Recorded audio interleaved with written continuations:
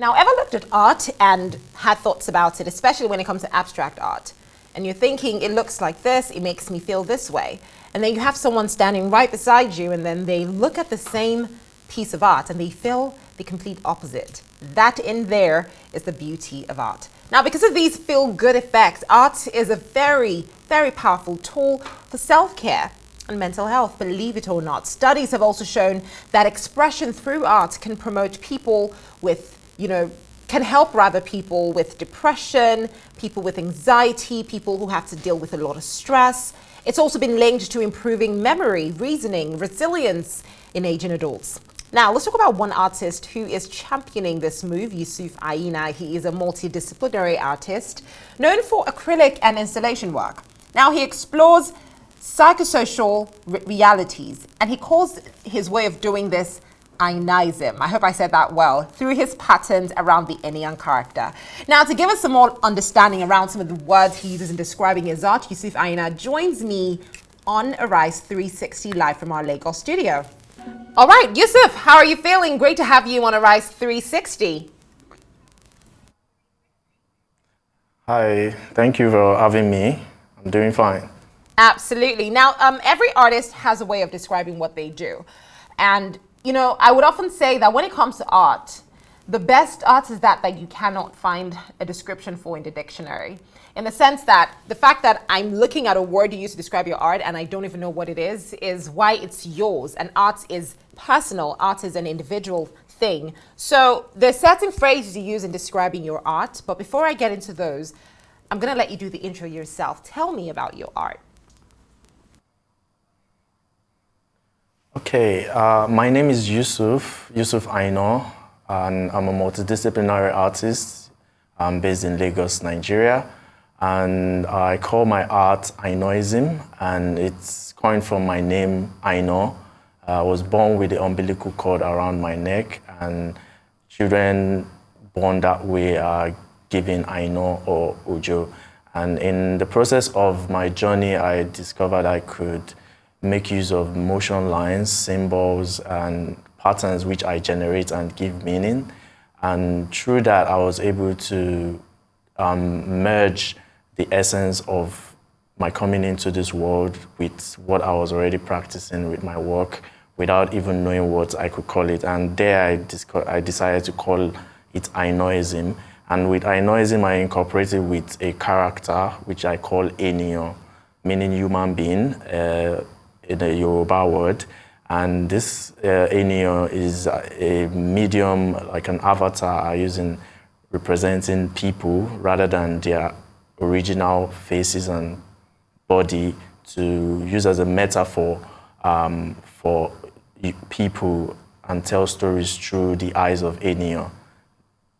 I love that. So now, relating this to people's feelings and people's emotions, what you're basically saying is this character, in a sense, is a being that can represent, it's like a mirror. So the more you look at it, whatever it is you're feeling, because it's just that, you might be able to find yourself in it. Am I correct?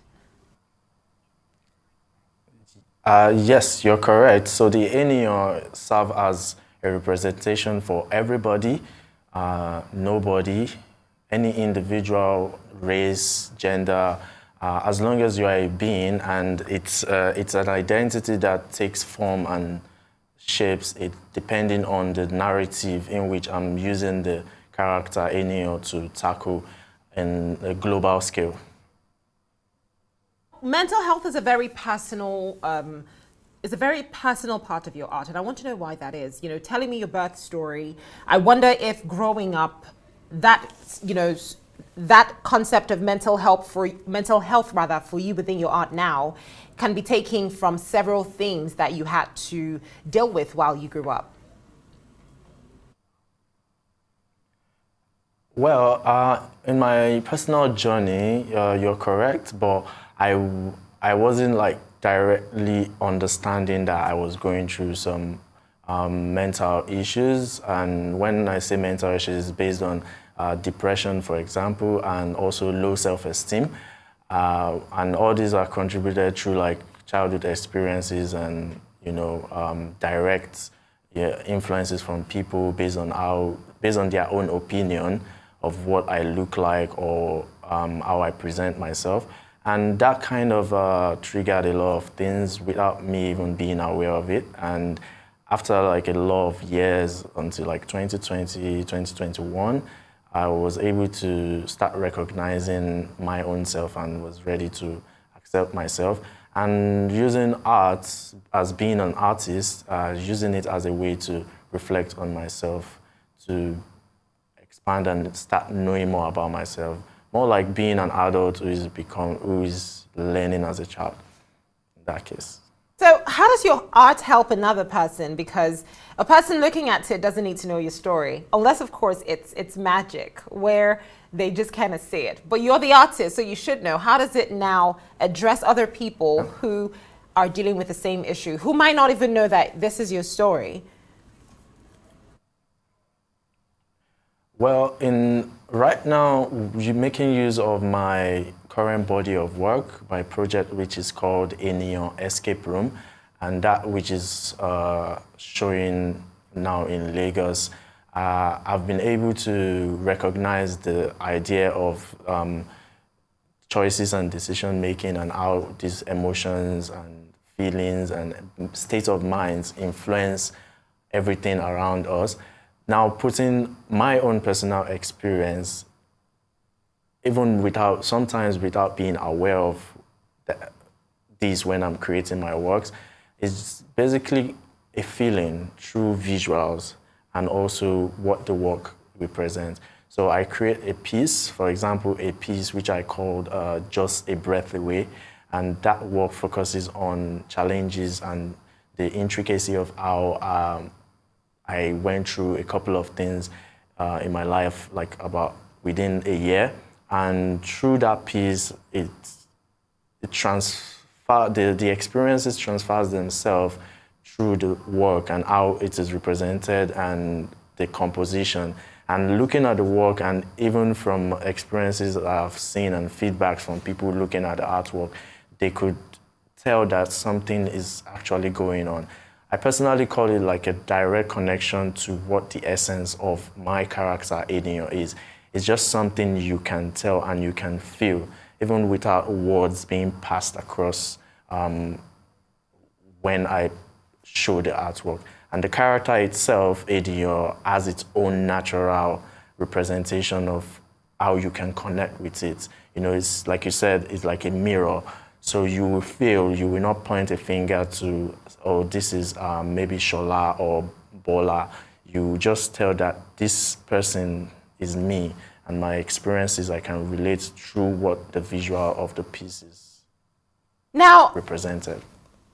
You've done a lot of work with the Escape Room, by the way. Congratulations on that showing. How would you describe the art scene? You're based in Lagos, and I know Lagos has a huge art scene. There's so many different platforms that support what you do compared to other parts of Nigeria. I would say for artists, Lagos is definitely a thriving space to be in. You have several places, several hotels that just showcase art for free. They will just put your art out there, you know, and then people ask questions. You have people who have a love and a desire for beautiful art. So I'm curious, for you as an artist, coming up with this, you know, the Escape Room for your showing, support that you've received so far, how would you describe the art scene as an artist doing his thing in Lagos, specifically within Nigeria, but let's, you know, streamline it to Lagos, since that's where you're based?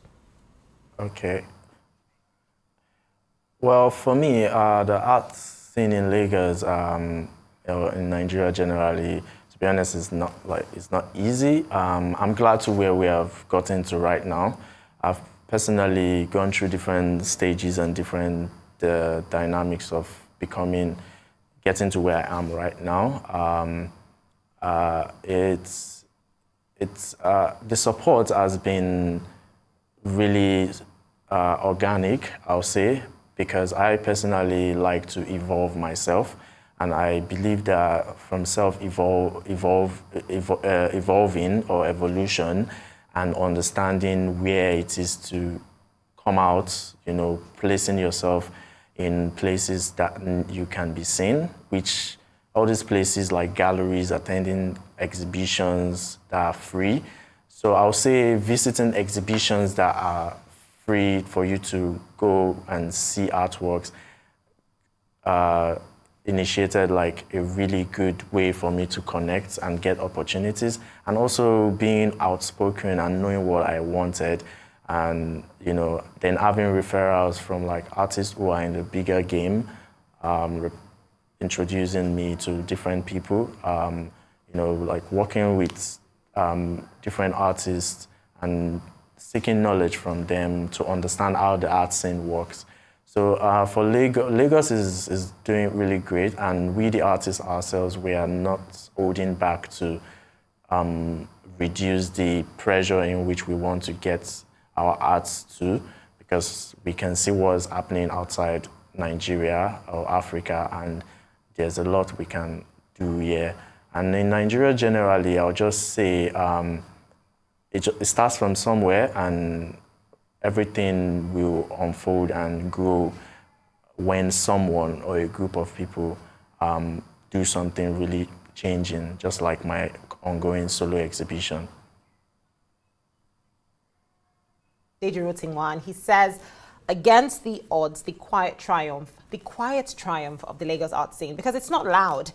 Someone would say the best way to describe the Lagos art scene is those who know. Like, if you know, you know. If you don't know, then you don't know. Because the truth is, a lot of people do not know that there's some of the most, in Lagos, in the heart of Lagos, you will find some of the most beautiful art in the most unconventional places. So well done on your exhibition, Yusuff. And it was great having you on Arise 360. I look forward to looking at one of your pieces like physically, and I'm really curious as to what I would find when I do see it. So maybe I will definitely be doing that. Hopefully it doesn't make me start crying, because I really don't like when art does that to me. But thanks for joining me on the show. To heal you. Yeah.